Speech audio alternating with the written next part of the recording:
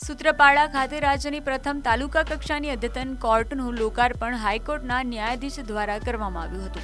અગાઉ આ કોર્ટ નાનકડા ભાડાના મકાનમાં ચાલતી હતી, જે હવે અદ્યતન સુવિધાયુક્ત બનાવવામાં આવી છે.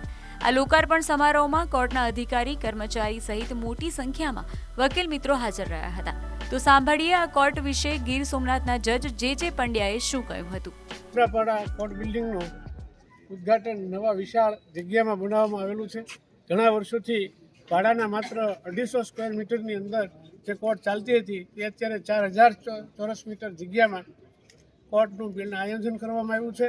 તે કોર્ટમાં ભરણ પોષણના કોઈ કેસ હોય, કોઈ બહેનો હોય તો બાળકો સાથે આવે તો તેને પણ બાળકોને રમાડવાની સુવિધા મળી રહે, એને ખાવડાવવા પીવડાવવાની સુવિધા મળે, તેની માટે રમકડાથી લઈ અને બધી વ્યવસ્થા પબ્લિકને બહેનોને મળી રહે, પબ્લિકને બેસવાની સુવિધા મળી રહે અને ઝડપી ન્યાય મળી રહે તે માટે તમામ પ્રકારની સુવિધા ઊભી કરવામાં આવેલી છે.